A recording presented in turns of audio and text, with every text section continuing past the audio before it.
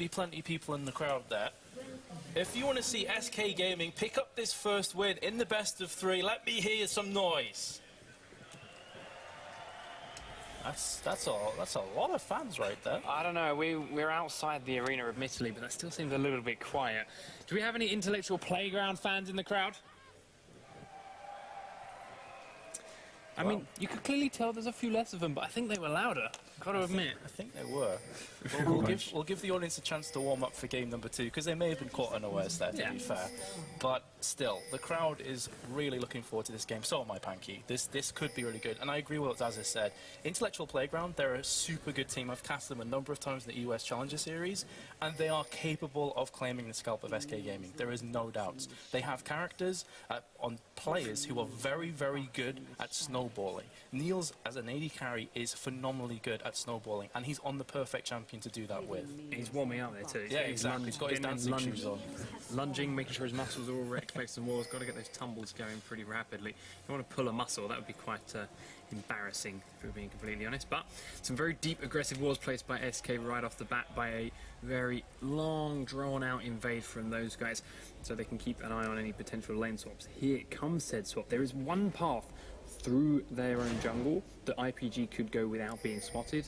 They're not taking it, so they have been seen, and SK know which direction Vayne and Sona are going, and they've sent Lucian and Thresh up there to meet them. They have. So we're talking before, they might want that lane switch up.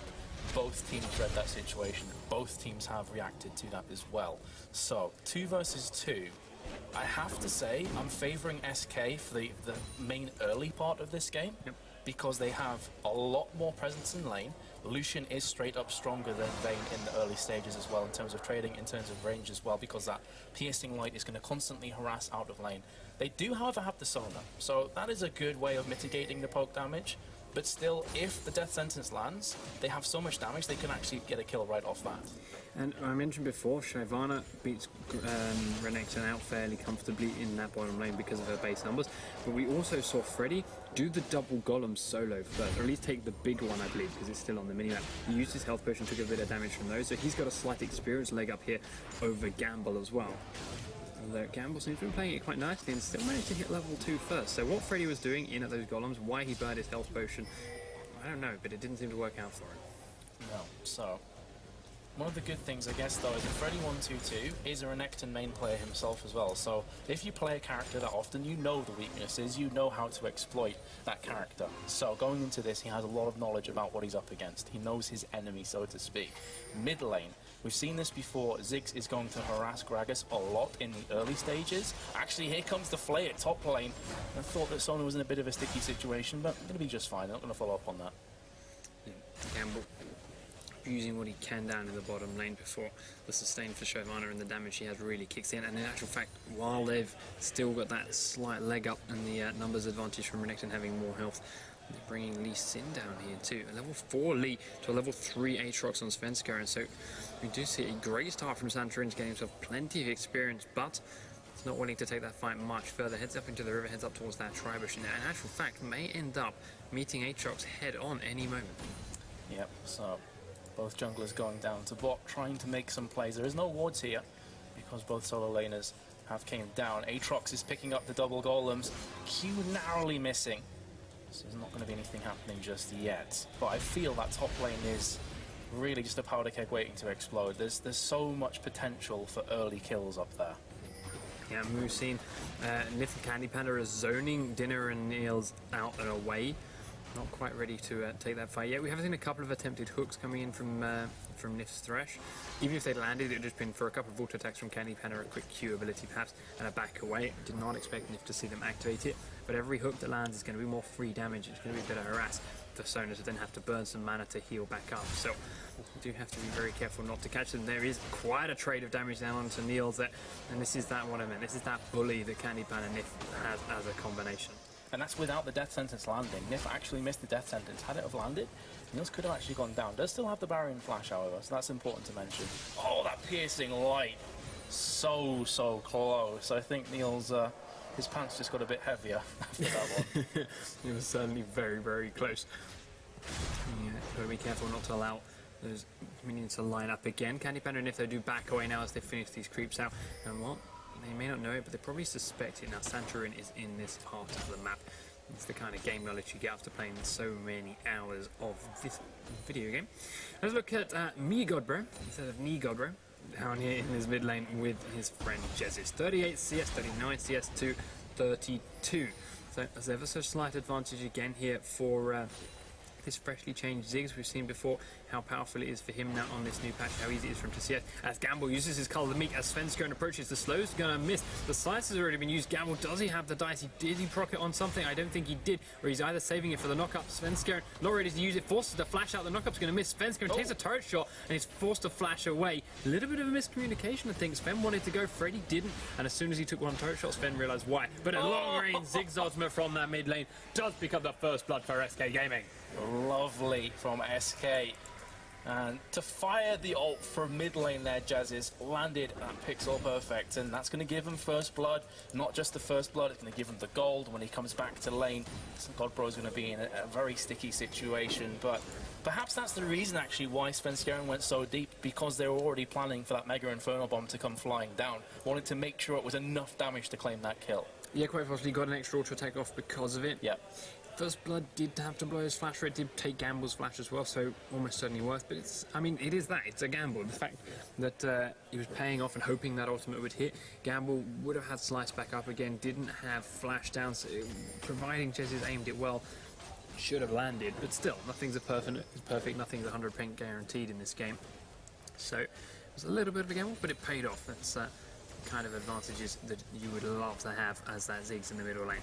He has, as of since, backed, so he's got a Chalice of Harmony, as does Gragas, but the Fiendish Codex is the leg up that Jezis has. So that cooldown reduction is going to help him CS more, it's going to help him harass Gragas more, but for now he has to be very, very careful and help out the rest of his team as Gragas is roaming top, trying to come in around behind SK's duo lane. Well, he kind of showed himself, and then not a great deal happened, because instantly Candy Panda and Nif did back away, so they had quick reactions, but Nif's burnt his flash, so that's important to mention. That means that potential ganks coming back up again from Aatrox, or indeed, your Gragases as well, could prove to be detrimental. I say Aatrox, of course, I mean Lee Sin. But either way, they did get the successful gank, you got to say. They burned that flash. Yes, they do. Gamble now is having a bit of a harder time now with Shervan. He's got an extra couple of Doran's Blades to his lane, and that sustain and damage output has really ramped up from Freddy. There's a giant spell on Renekton, so he's going to be able to take quite a bit of punishment. He's got a lot of health, but he's going to have to start being a little bit more careful now that Shervan's really getting strong. Lee Sin, I mean, we haven't really seen too much impact from him yet. He's been roaming around, he's been looking for those openings, but he hasn't really found a way in. Svenskeren did, as we see, help pick up that first blood, but Santorin waiting to see him make his mark on the game. And this is the point where Lee Sin's really strong. These are these early levels where this is his time to shine. He's not quite ready to rear his head yet, though. Lee Sin is renowned for falling off somewhat in the later stages of matches, so as you say, the early game is really where a lot of Lee Sin players will stamp their authority, such as Svenskeren. But Santorin, to be fair to him, the ganks haven't really been that possible, because Renekton's been pushing bot all the time, speaking of which he's going head-to-head right now with Freddy 1-2-2, and the top lane is very difficult to gank from Lee Sin's perspective, purely on the basis, well, you're against Thresh. If he lands a Q, Thresh just flays you away, and that's pretty much the end of the gank. But we do have Flash, Ignite and Crescendo from Sona, mixed in with the final hour from Vayne and a Condemn. If they can get all that down, can change perfectly with Lee Sin's damage mixed in amongst that onto Candy Panda, thus the flame being harder to land. There is still a chance for them to pick up a quick kill onto that AE carry. But with the lane so aggressively pushed up, with Gragas having been spotted to be roaming, then, well, IPG changing the mind and backing away. Yeah, instantly. We have got Svenskeren hanging around for a Thresh gank there, for a Lantern gank. He is, and if they land a death sentence, watch for that. That is going to be coming in from Nif. So, just a question, if they can get it on XL Denny, he's taking a bit of punishment right now from Lucian. Aatrox is staying around for so long, and finally Svenskeren is like, okay guys, this is not working, I'm missing out on CS, I'm missing out on XP, I'm just going to go ahead and back away. Right play to make, I have to feel, especially as Lee Sin was still at top lane, he's also backing away now. Yeah, so. Watch Freddy and Gamble back down the bottom. Freddy's now starting to whittle away Gamble's little health bar. He's got that cold meat to get some back, but it's going to slowly start running down low. Middle lane, how is that advantage helping out poor Ziggs? 101 CS, just broken that triple digit mark, 84 on Gragas, and well, they are saving around 1300, 1400 gold a piece, so they've got a fairly large buy waiting for them on their way back. Approach the 10-minute mark, we're yet to see a Drake attempt, but this is the kind of window we're looking for those teams. Do see Shyvana going straight past the turret and looking to farm between those two, delaying a wave of creeps from Renekton. Means he's got to stay and he's got to get locked into that bottom turret. While that is then all going on, we do have a sneaky Wolf invade and potential Blue invade from Svenskeren and Freddy if they stay around here for the next 2 minutes, because they're fairly way off on the timer. Question is, will Santorin come down to help out Gamble? Because Gamble is getting some free farm, so it's not terrible news for him, but Svenskeren is keeping himself under the cosh, so to speak, and now we'll be backing away over that ward. So if they start this dragon, Intellectual Playground are going to have a pretty good idea what's going on. They could try and make a counterplay. They're trying to bait him in. They knew there was a ward checking it. Svenskeren walks into the pit and goes out of the vision and waits. And goes over the back wall and leaves. So there is a ping onto the Drake there from Intellectual Playground. Exactly what they mean, we don't know, can't hear the communications. But SK aren't ready to dive straight into that yet. They don't quite have the damage or the sustain to two-man down that dragon. And especially with Freddy rejoining bot lane, they know for a certainty Dragon has not been started right Gragas now. just used his ultimate in the mid lane, and look at Jez's health. He has plenty of it. So whatever Gragas uses ultimate on, it may have completely missed Jez's or really didn't do anything. But we do see Gamble going in onto Freddy 1-2-2 with Santorin's assist. The Dragon's descent comes out as well as a flash. Well, Santorin does land a little bit of harassment damage, but it's not enough to really break Freddy's sweat. Yeah, but no summoners burn from Intellectual Playground, and the flash used from Shyvana. So that is important, plus the Dragon's Descent. So they can go back and rinse and repeat and try and pick up that kill in the next minute or so, if they so choose. And have a look at Santorin. He's hungry for this. He wants this kill. He wants the first kill for his team. He's coming down right now. There's no wards down here. So if Gamble can bait this one out, they can turn it around into a really favourable position. Question is, how much patience do they have? We're about to find out. He doesn't have that Dragon's Descent, he doesn't have the flash, so I'd imagine they've got a fair bit of patience, to be completely honest. And Freddy, well, he's been a little bit aggressive.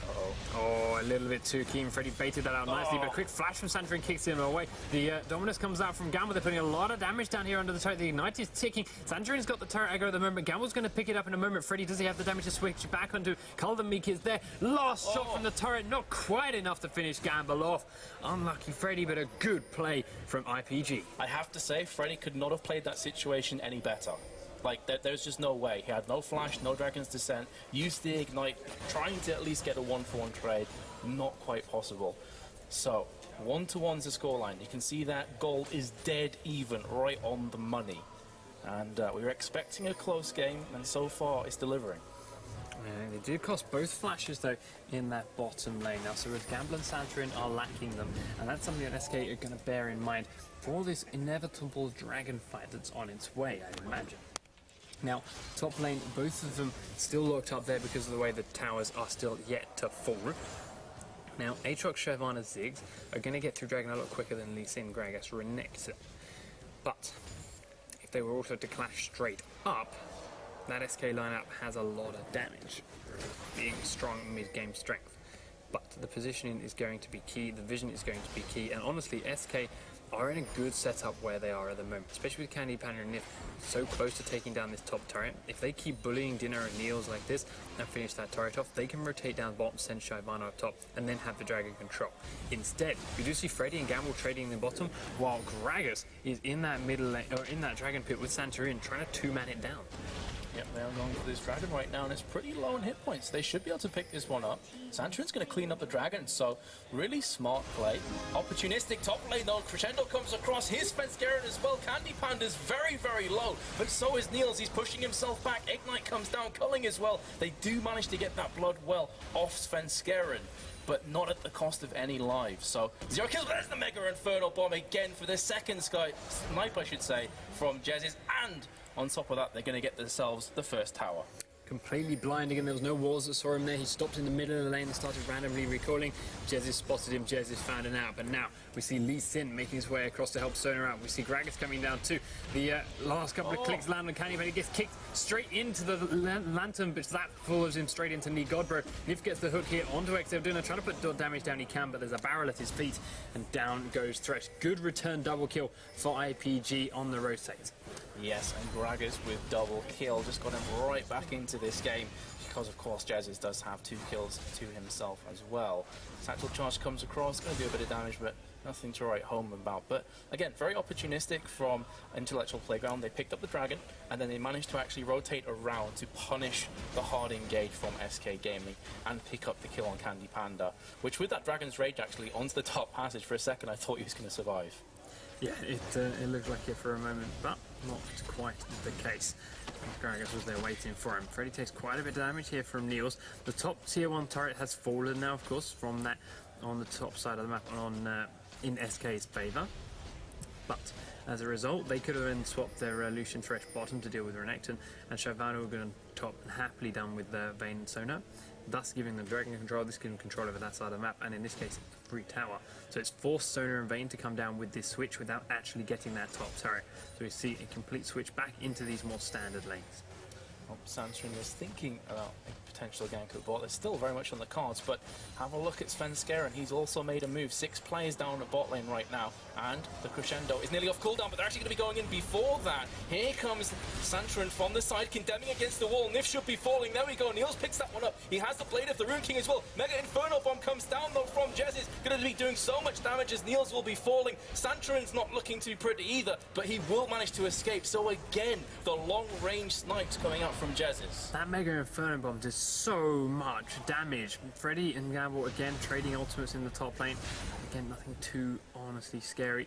And the fact that Ziggs can land that ult from such a distance means that he only has to roam halfway down the map before he can throw it off and really turn the tides of fight. Gragas was about the same position, but Gragas doesn't have an ult that can join in, so there was immediate switch of momentum in that fight from IPG over to SK.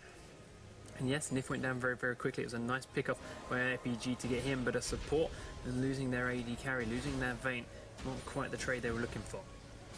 So, right now in this game, still very, very close. Just 600, 700 gold in it. And 7 kills spread across the board. Both mid laners are having a good game, 2-0.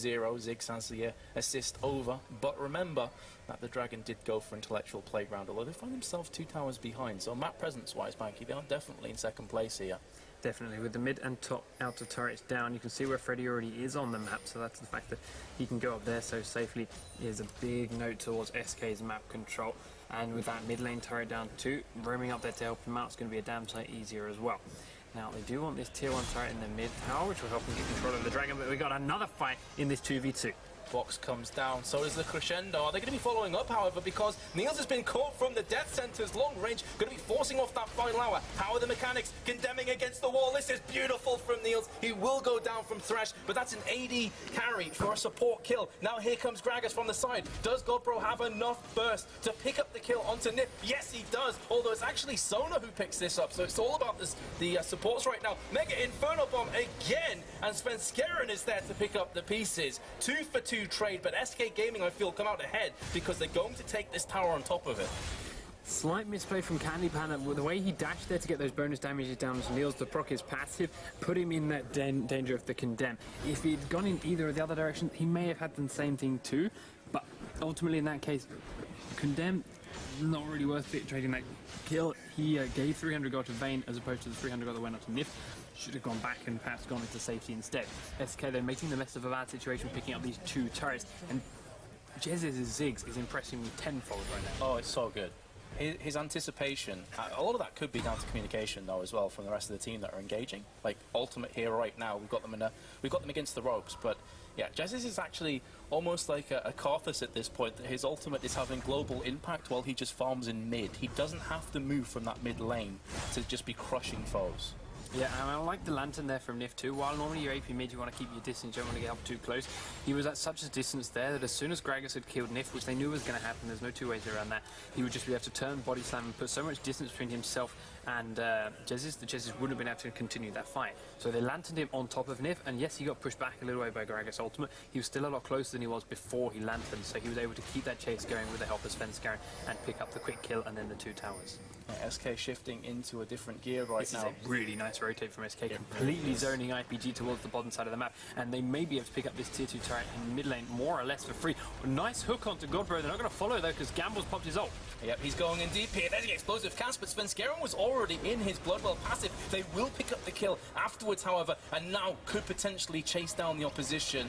or they could go for the free dragon. It looks like the latter of those options is what they're going to be opting for. Nice counter rotate from IPG. Lee Sin managed to insert himself right inside SK and pick off Svenskar and put him down into that passive with the help of the Gragas ultimate, allowing them to immediately even the numbers up. And SK couldn't stand around to try and help defend him. Santorin gets the good smite away. Gamble's going to keep chasing, pressuring SK back and off the map. The hook will go out, won't quite land, but SK are not done yet. They may be 5v4, but they're willing to chase onto this a little way. They're going to get a complete Dragon's Descent from Freddy122, and he's still going. Yeah, he is. He's got that burnout going, so slowing everybody down. Will be picking up the kill onto Sona. And now Gamble's not looking too good, so he's going to have to back away. But again, SK Gaming, even when they lose an objective, they make the most of it. They punish. They knew Niels had gone off towards the top side, so he was going to be out of that fight. So even if IPG had then turned back to fight on SK, they had superior positioning. They still had their 4v4. They were all in one spot as opposed to IPG, where they're a little bit spread, and they could have turned to straight taking their face. They do grab that tier 2 turret despite losing the Dragon, despite losing Svenskar when they did. And it's just the superior coordination shining through at the moment. And Gragas simply isn't that scary stage yet. He threw in his barrel roll and explosive cask, and it got people down to maybe 3/4 hit points. He's got the components of a Deathfire Grasp right now. That's not the greatest thing to see in a Gragas, so hopefully it is just going to be 2 separate items he's building with those, and that Military Large Rod will go into a Death Cap instead, and the Fiendish Codex is just sitting there for the extra cooldown reduction. But we'll wait and see where he puts it. Jez's, though, has himself his Death Cap complete as well as his Athene's Unholy Grail already, and it kind of shows the amount of damage output that guy is playing down.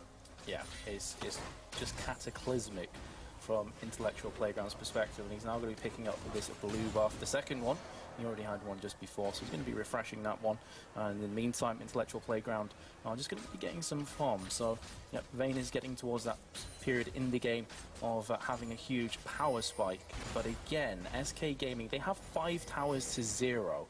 It's that stage for Intellectual Playground where even if they pick up a kill or two, they can't really do anything with it because they're so far back on their foot. Gamble's trying to recall in the bush. Nif's going to find him. Going to get the flay out. Are we going to keep the going? Where's the hook coming? The hook does come. He lands on the Gamble. Freddy's there. So Svenskar and Jezis, they're going to really go for this on Gamble. He popped the Dominus and has the flash. They went all in with a plethora, a multitude of ultimates, but in doing so, Gamble just strolls away with Dominus now. But with him being a bit weak, and as soon as the Dominus wears off, you've got to say that the poke that's going to be coming up from SK, plus the fact that they have the Dragon's Descent still up and available for Jezis and the Mega Inferno Bomb, they could look to tower dive. It's definitely possible if they can poke someone down enough. There's a Cullen. I was going to say, I don't think they need to really tower dive. They've just got enough poke. The Cullen's there. Jezis has got the poke. We've got a hook to pull someone to them rather than actually dive. We do get it onto Godbro. As you say, not going to go in. They're just going to use it to land some free skill shots and whittle down their slow little health bars. Work away onto this tier 2 turret in mid. Force the aggressive play out of IPG. We spoke to SK during the break. She was like, you're playing this safe, you're looking for those little cheeks, you're rotating around, you're catching people off guard. When the fights happen, they're good fun, but otherwise watching play like this can be fairly boring. That's not the most fun way to watch League. So yeah, we'd like to do more fun things. We'd like to try these crazy bits. But these guys aren't playing risky. These aren't coming at us. They aren't diving onto us. They aren't forcing us and letting us do these fun fights. They are sitting back there waiting for those little opportunities, and that's the way to do it. Nigobro goes in though. Here's the Mega Inferno Bomb crushing through Crescendo as well. Still nobody has fallen as of yet, but here comes Candy Panda from the side, and with everybody being this low, that should be a free tower. They could even potentially go back for the Baron, but I think they're more interested in this tower instead. Yeah, it's a little bit early for the Baron. I mean, if everyone here on IPG had enough for home guards, they could pop them out, run straight back out. Even without home guards, they could heal enough and run straight back down to the Baron that they would interrupt SK halfway through.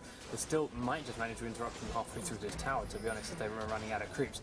So SK do pick up the objective they came for, and then they back on out. Yep, so 6th tower. Question is, are they going to get caught? Wow, that Q seems to go through Jezis there, and Lee Sin will be falling. 7-7 is the scoreline, and now here comes Gamble. Has the Dominus, has the backup, the cavalry has arrived. Svenskar is trying his best to survive this Blade of Torment and Dark Flight. Gamble's chasing right after Ziggs and will get the shutdown goal. Now Niels is chasing after Nif, but he's going to find himself a very scary dragon in the form of Freddy122, who's turning this one round. Double kill in the meanwhile will be coming through. Candy Panda survives by the skin of his teeth, but the barrier will only delay the inevitable as he finally falls down. This is a 4-for-1 trade with a triple kill on Renekton. Gamble going huge, so at Intellectual Playground. So SK stayed around too long, they got punished. Yeah, I wouldn't even say SK stayed around too long. Jezis stayed around for too long. Got caught a bit by Lee Sin. The rest of SK decided to come back in and say, all right, let's help him out. They did pick up Lee Sin, but in doing so, they opened themselves up to the rest of the full health IPG lineup. Now, IPG could have perhaps rushed in the Baron if they'd have picked up Shyvana there too. They had Veins, they had a lot of damage to get through that. Gragas does quite a bit of auto-attack damage too. It's deceptive, and with Renekton tanking it, they could have finished that off if they'd got a full ace. But Shyvana and Freddy just about stayed alive to keep them busy and to push them into the turret alone. So, SK Gaming by no means having a perfect game either. IPG looking very good. The gold counts are identical. And yes, okay, Vane says score and it says 3-3-2. But with the Blade of the Ring King complete and inches away from a Phantom Dancer, she's going to start to be quite a slippery creature that's outputting a lot of true damage with the Silver Bolts procs. We do have a complete Deathfire Grasp here on Gragas. I'm still questioning that, but as we see the game unfold, we'll see how he uses it, where he chooses to use it, what kind of effect he can put in. Death sentence on blue. Here comes Mega Inferno Bomb. Is it going to be enough damage? Gragas goes in, and we'll be able to take that. Just gets a bit of a love tap in return. I think Gragas' viewpoint here, Godbro wants to just nuke one player. He wants to target somebody and destroy them. If that's Ziggs, great. Ziggs is very scary. If that's Lucian, also. So I think he's going for more of a single target nuke. Yeah, that's the thing. But to get in range to use the Deathfire Grasp for that single target nuke, he's right up in your face. And compared to his ultimate, compared to his Q, you don't get that close for the initiating damage you get from Gragas. You get there afterwards and you're cleaning up and you're going for the body slam when they're low, yes. But you've already used most of your magic damage before you're in that kind of range. So it's not the ideal one, unless he's planning to initiate with that and initiate with a body slam and then use the ultimates and the barrels later on. So we'll wait and watch. Potentially, he's also waiting for a flash crescendo from Sona so that he can be that allowed the freedom to go in and just say, Ziggs, you're my target, you're dead. Because that's insane amounts of burst damage. But as you say, in terms of an AoE fight, not quite as strong as Rabadon's Death Cup would have been. Yeah, so we'll see exactly how he puts it to use. XL Dinner running around with his oracles, cleaning out what wards SK have placed. Nif doesn't have his own one up just yet. He's in fact not got any pink wards in his bag either. Just running around that Sightstone, planting Sightstone, planting and gaining what vision he can, but the dragon has respawned. At the moment, IPG have the positioning on it, but with Vayne so far spread out, SK should be able to push them off of here fairly shortly. They don't realise Vayne is gone, and IPG with some good barrels do manage to zone SK back and away. Vayne coming down the lane, though, needs to be careful not to get caught out by the rotating SK. They'll spot them and leave, and now IPG being zoned out into their own jungle, in around the blue side, and we may just about see a fight. No, both teams backing away from each other. Golemy comes out from Gamble. I suppose about to throwing these barrels out for the wave clear, but SK have gained themselves now control of the dragon pit. Let's say the third though, there's no pinks and there's no oracles, so they're not going to have to clean the wards and clean the vision that IPG have here. So IPG are able to follow SK all the way through, and actually now managed to shove them a little way off this mid turret. Dinner is still running around with his oracles and his pinks and is starting to place them around the pit, but again, both teams just dancing off of each other. Yeah, and what looked like SK forcing down mid very quickly becomes intellectual playground dictating the pace of this game. So neither of these teams are going to be opting for the dragon just yet, or are they? It looks as though there has been a change of plan here for intellectual playground. They're going to be taking down this dragon, and if you have a look at the positioning right now from SK Gaming, they're in no position to stop this. Free dragon coming in intellectual playground. So SK giving up that dragon, giving up their gold lead ever so slightly for it. And IPG willing to take the extra 1,000 gold. Jez is incredibly strong on the 6, has himself that Zhonya's Hourglass now, so if he is the target for Godbro, if Godbro is planning to leap onto him with the Deathfire Grasp and unload his whole combo onto Ziggs, providing Jez is on the ball with the right button, he will be able to immediately stop the majority of that burst by Zhonya's way through it.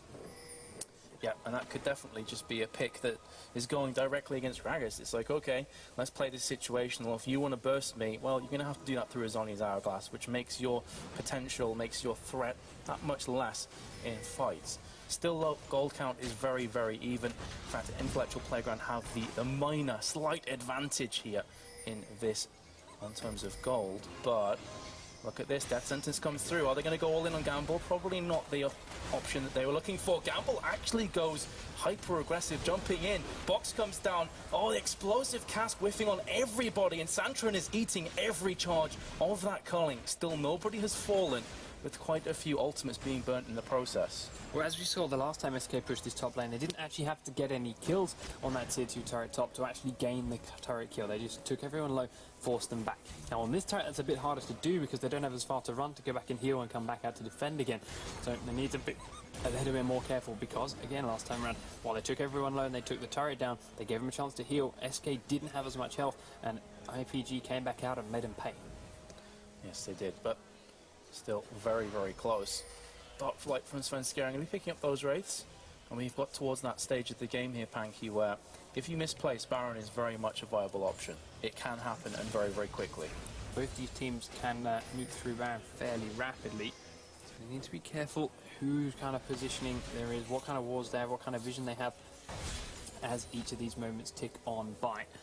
But I imagine it'll be a while yet before we see anyone go for that. Rushing down the Baron is a pretty risky play. And we've seen time and time again, many a Dignitas throw the game at a Baron. I mean, many a team throw the game at a Baron. So we'll Freudian slip. We'll probably see both teams steer clear of that for quite a while yet. We do see, however, Godbro heading over towards his blue buff to try and pick himself up that. Now remember, SK tried to steal it away last time, so they have the timing on it, and they've gone over there to meet him and forced him off.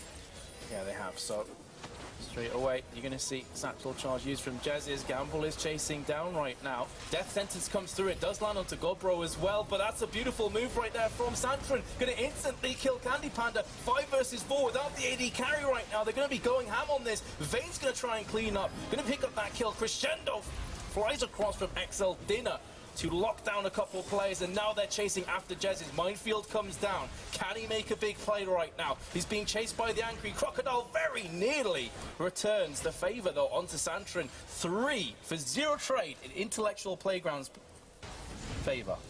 Very nice fight from IPG. They split SK down the middle. They used the terrain to their advantage. They nuked Candy Panda down very, very quickly, and he was dead in a moment. Godbro's Deathfire Grasp was actually used on Shyvana in the middle of that fight, but he still managed to get onto Candy Panda pretty rapidly afterwards and nuked through him with the rest of his abilities without the bonus magic damage buff. Now, they have rotated around. They've gone straight into the Baron pit, but are SK going to go and deal with it? No. They were originally baiting. That was a smart move by an IPG. They were waiting to see what SK were going to do against it. SK decided to push mid instead. Godbro's got more than enough wave clear to hold off those 2 pushing members of SK. So they're going to send him back while the rest of IPG wait here, and using Vayne's damage, they get through this Baron very, very quickly. Baron for Intellectual Playground. They've also moved 3.3k gold ahead. And now SK Gaming, they're in a precarious position. They do have towers on their side, though. So it's going to be difficult for Intellectual Playground to really push through and to make this Baron work, or at least get an inhib. The first turret in mid lane will drop down pretty rapidly. That's way too hard for SK to defend against a team with the Baron buff like this, especially with the wave player like Gragas. So I expect to see when IPG ready and they want to come around and take that, they'll get that one more or less with ease. Although they do have to fight up against Jezis and Svenskeren's wave clear as well, but I don't imagine SK are going to really burn too much on it. Tier 2 turrets, however, are going to be a little bit harder to defend, and yes, there is a lot of wave clear on SK as well, and defending those turrets should be a little bit easier for them. But either way, as far as the next 4 minutes goes, I expect to see a bit of a pause button hit on SK's aggression, because the last time they went a bit further forward and got aced, or near aced, and lost themselves a Baron buff. This is time for Intellectual Playground to make a power play. This is giving them the foundations and saying, run with it. So let's see what they can do. The mark of the really, really great teams and the teams that have the potential to be great is how well they utilize this position. Explosive cast goes in. Now it's starting to hurt. Now it's starting to take its toll on the enemy side. Level 18 Godbro with 546 ability power. Culling will be clearing out this creep wave. So it's going to make it a bit more difficult, I should say, to actually push down this mid. So they're doing a pretty good job thus far. Campbell has been caught, though, from the death sentence. Going to be going all in on him right now. But that was all 5 players and a tower attacking him, and he just strolls off with half of his hit points remaining. Randuin's Omen, Sunfire Cape, Spirit Visage, there's just not enough damage to get straight through him, and he's got the Baron buff. Now look at the health, ticking up 23, 23, 93, 23, 23, 93 when he does a Call of Meek. So much health coming back every single second. He's just walking over those minefields, his health still seems to be going up with every tick. Slight thing here for SK Gaming, the top lane is being pushed in by quite a wave of creeps for them, so that's going to slowly edge towards IPG's base, but the bottom lane, IPG's lane, is slightly pushing back against SK2, so those two are going to be ever so slightly stagnant. And while, yes, we did see a quick dash in from Godbro using his ultimate to try and harass SK down, try and get as much damage onto them as possible, they've regen most of it back up because they can't sustain the harass as they are dodging these Gragas barrels very, very well. I gotta say, SK are doing a really good job here of fending off this Baron. You know, they've only got one objective off this, and that's a Dragon. And SK are not going to care a great deal about Dragon after 35 minutes. They're more about towers. And right now, they're doing a really good job of repelling the invaders. They're keeping them at bay.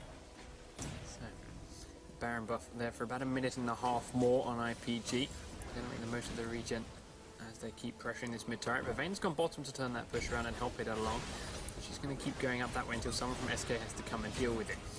You see Freddy and Gamble still staying pretty close together. Nif's coming forward, and SK looking like they're willing to take this fight so long as Vayne's not here. Whether they were or not, IPG believed they were, and IPG did decide to run back. Yep, looks like Vayne is going to take this opportunity to just push bot though and try and pick up this tower. Lucian comes down, so it's going to leave it a 4 versus 4. Mega Inferno Bomb comes down right now, underculling as well, but Niels will be tumbling away. Still, the culling did a pretty big chunk of damage. And this is going to allow the rest of Intellectual Playground to push mid. They know that the Mega Inferno Bomb is now on cooldown. This could be the moment they try and strike. Still though, mad props to SK. They're keeping this tower alive on an almost full hit points. No, completely whiffed Gragas ultimate under that turret. It's a nice idea, he didn't have much vision, just thought someone will be there, I'll throw it in and see what kind of damage I can do. Well, none is the answer. With both AD carries down in the bottom lane. Fights in this midsection kind of go in SK's favour with Aatrox, Shyvana and Jez is there. No AD carries, kind of leaves IPG pretty low on the damage bars. Certainly does. Well, 4 Randuin's Omen in this game. It's pretty interesting. It's a very good item, simple as that. I remember the games where we used to get 5 or 6 or even more Randuin's Omens in some situations. So only 4 is it's a little on the low side. Yep, so that's going to be plenty of slowing capabilities. There's a lot of AD champions on the server as well, so in the game.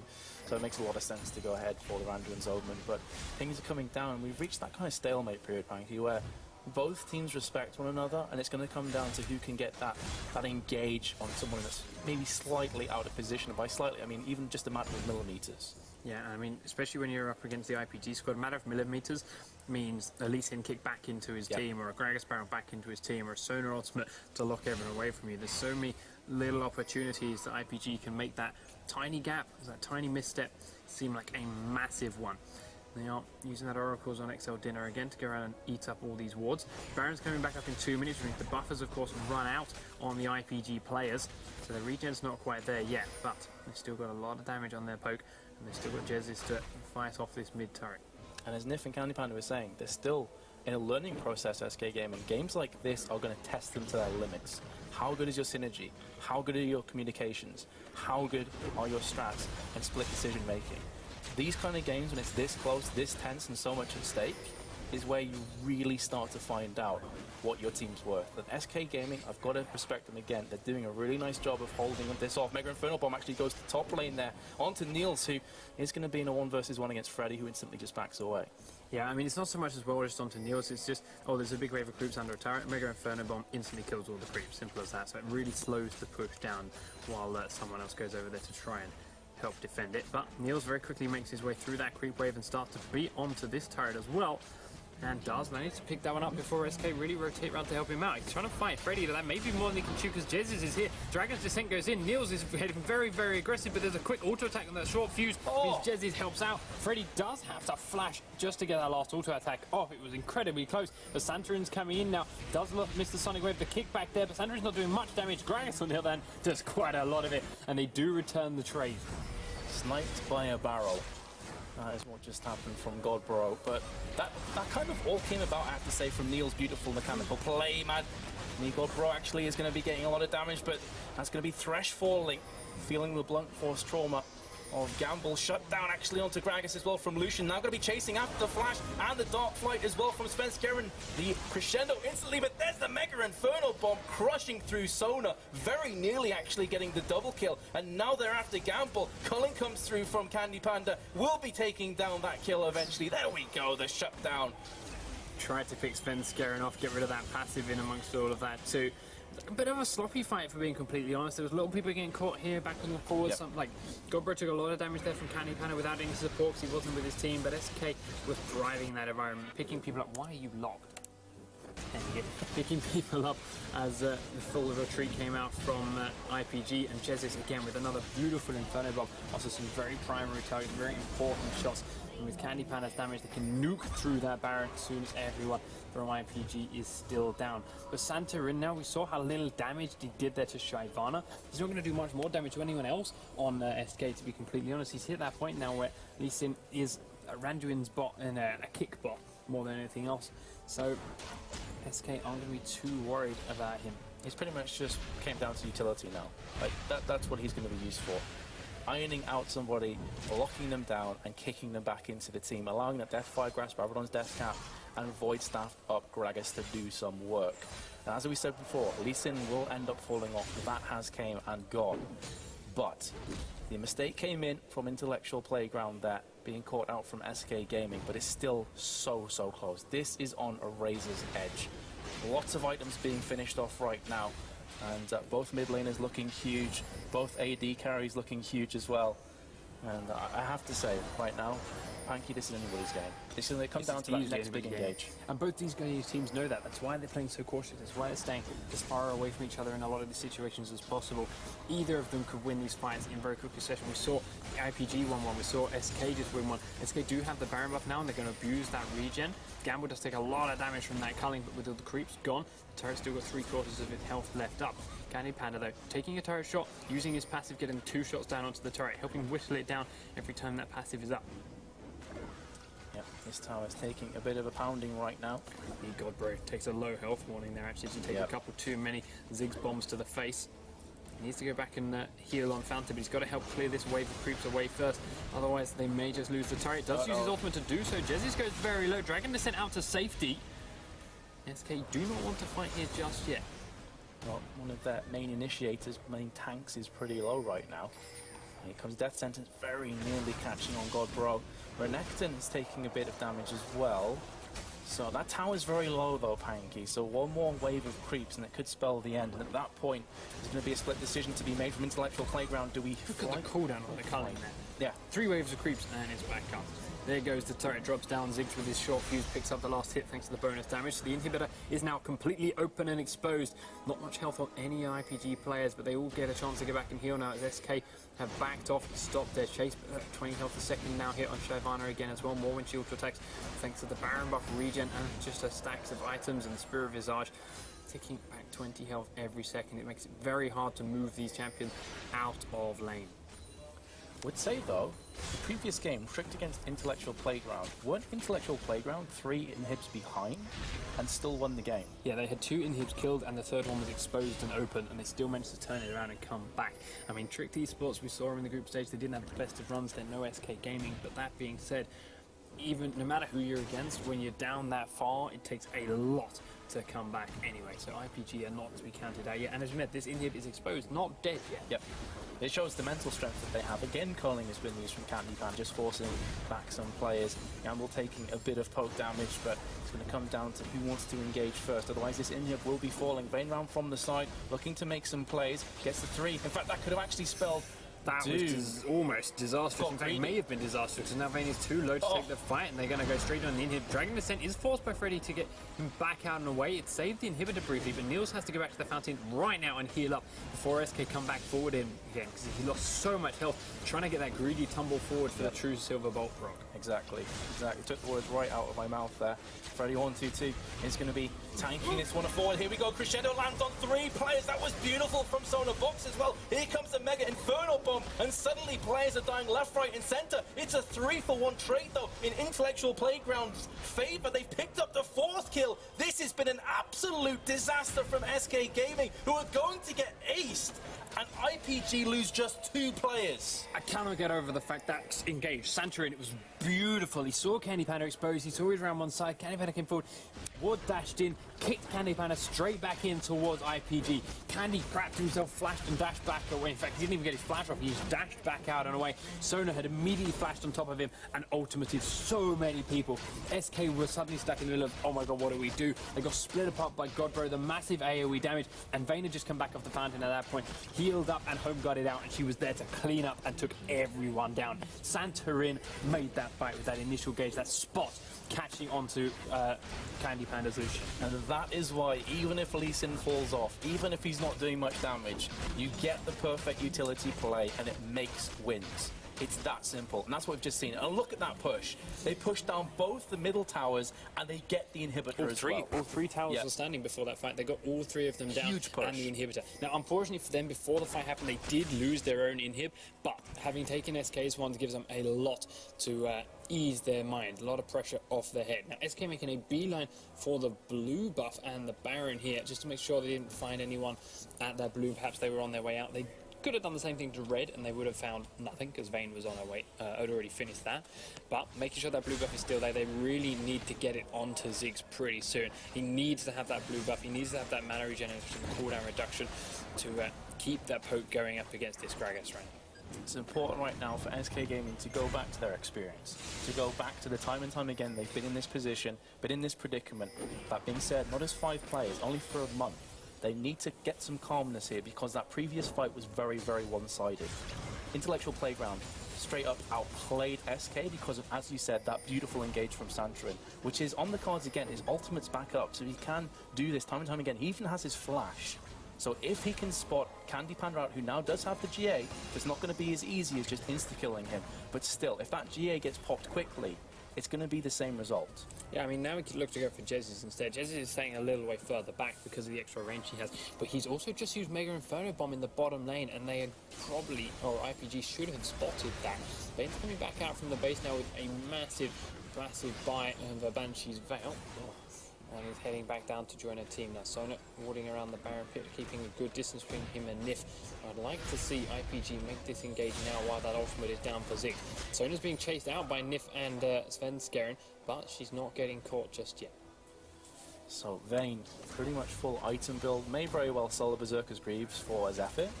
But other than that, it's looking pretty much full. But at the same time, if you sell Berserker Greaves for a Zephyr, you do lose out on the home guard track. But as Shirelius comes forward, Gamble goes deep in amongst the team. That 3-man Sona ultimate comes off. Svenskeren immediately leaps backwards because he doesn't have his revive passive this time. They cannot get onto Niels. He still has his Banshee's Veil up. Candy Panda doesn't have a Guardian Angel anymore. He has no one to protect him.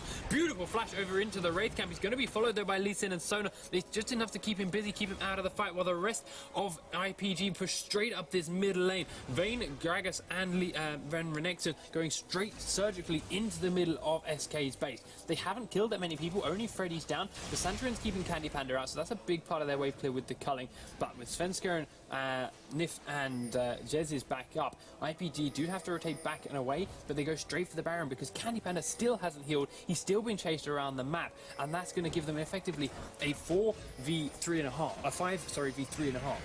Yep, but right now, Lee Sin is slightly out of position. He's going to be catching up. Candy Panda has recalled. Thing is, though, you got Niels, Vayne, full item build. This Baron is not going to survive for long.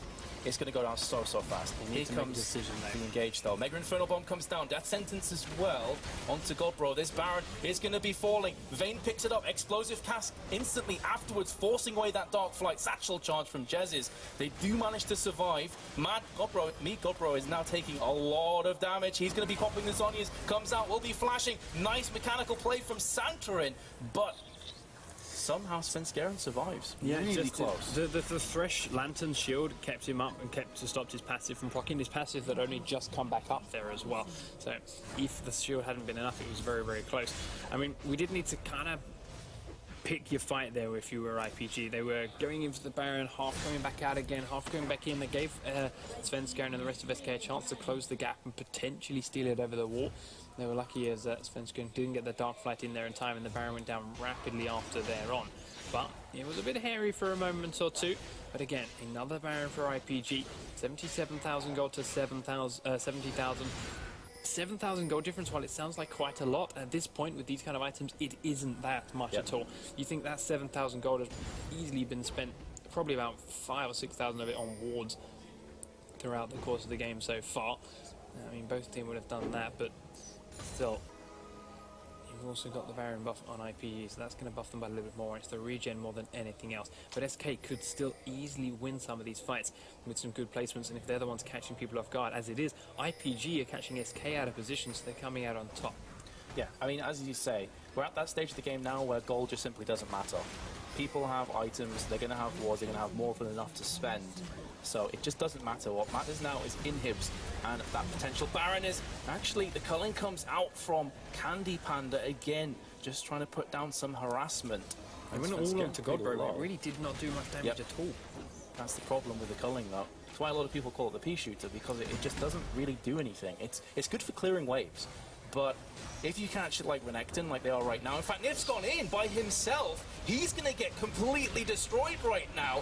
Was that a slip of the finger, or was it a masterful decision? Because Santorin's going to be falling down. Crescendo through. Ziggs picks up the first kill. It's a 1-for-1 trade underneath this tower. The Dragon's Rage comes through, knocking players back left, right, and center. Freddy122 has been ignited. Does he have enough health? Yes, he does. He'll manage to survive. Jay popped off Gamble, and double kill from Vayne going in deep right now. A 1-for-3 trade. They're all pretty low, but they have the numbers game. Explosive cast, destroying Candy Panda and forcing him back. They're going to pick up the second inhib tower. They're going to pick up the second inhibitor, although the first one has just respawned. It's not long for this world. And you have to say, 30, 40, 50-second death chambers right now for SK Gaming. This could actually be game. With Candy Panda and with Freddy122 up, Candy will be able to pick off Dinner in the backside, but it's enough that they will be able to defend the Nexus turrets, but they cannot defend the inhibitor, so all three inhibs are going to be down now. IPG will make sure of that. Next time they come forward with the rest of their team, SK Gaming are going to have a lot more to deal with than just champions, and in fact, if Candy dies here, that may be game. Freddy's doing what he can onto Niels, but Niels is just life-stealing so much off of Candy Panda, he can ignore most of the damage. There's still massive death timers on the rest of SK here, 17 seconds, 3 seconds on Nif, 25 on Svenskeren. The Nexus is completely exposed, and IPG may just have done this in 52 minutes. The Nexus will fall, and game one of this best of 3 series go to Intellectual Playground. What a result, what a match. And again, Intellectual Playground, they were pushed against the ropes from the very beginning of the game, but they